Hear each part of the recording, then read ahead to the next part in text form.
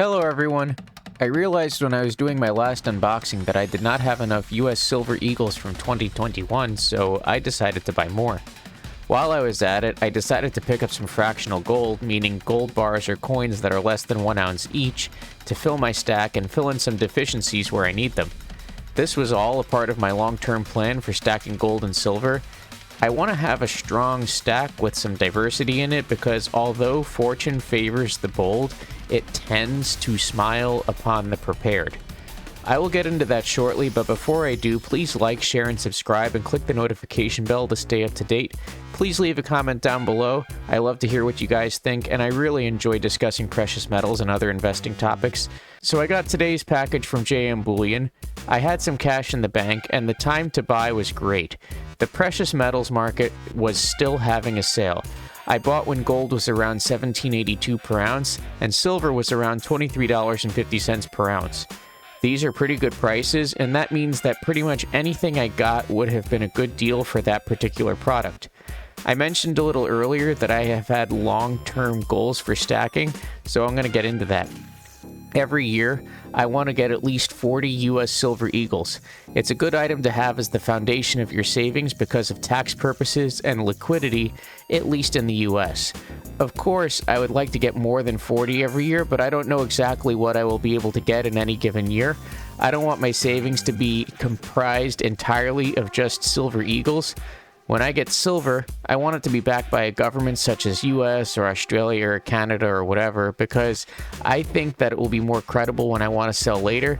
That is, unless the coins are going to be so over-the-top beautiful that I just have to have it, like when I got the Truth Series coins earlier this year. I want to get full tubes because if it's worth getting, it's worth having more than one.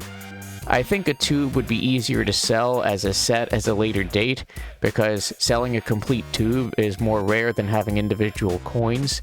Having everything in tubes also simplifies storage because I'm storing tubes instead of a bunch of different types of coins and bars that could be different shapes and sizes.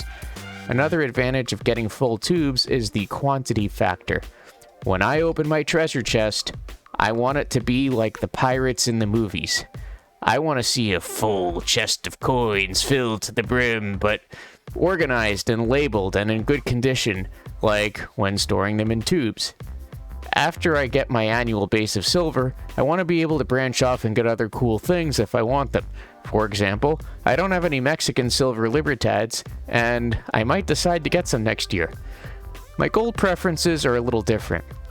Generally, I want to get 1 ounce gold coins or bars, but I have some fractional ones.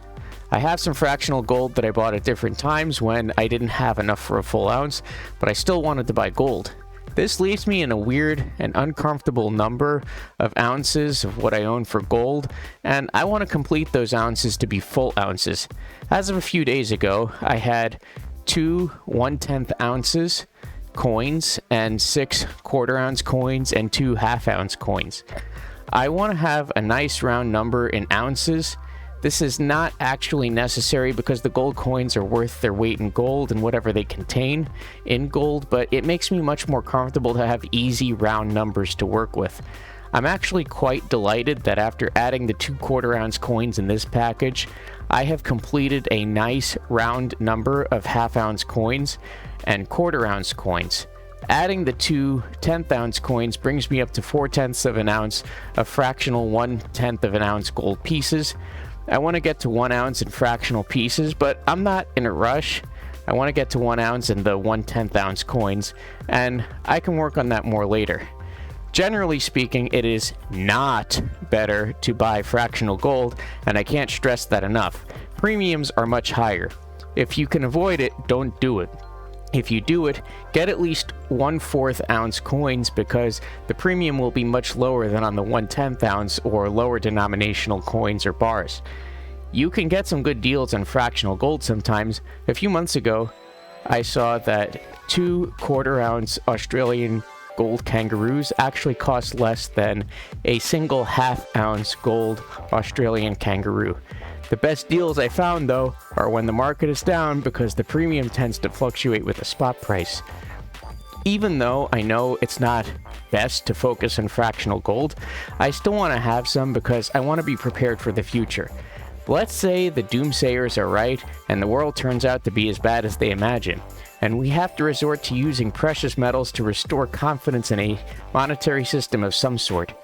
What if I need to borrow a neighbor's car or rent one or a van in that scenario? Do I have to hand over a full ounce of gold hoping to get 50 or 60 US silver eagles as change? Of course not. That would be really heavy and unwieldy. I'd rather hand over, let's say, a 1/10 ounce piece of gold, rent my truck or van for the day, and then be done with it. I don't want to be caught in that situation and not have any fractional gold to trade, and I also don't want to have too much fractional gold because why should I throw away money on premiums when I could just buy more gold and silver? And that's the important thing to remember. Buy more gold and silver.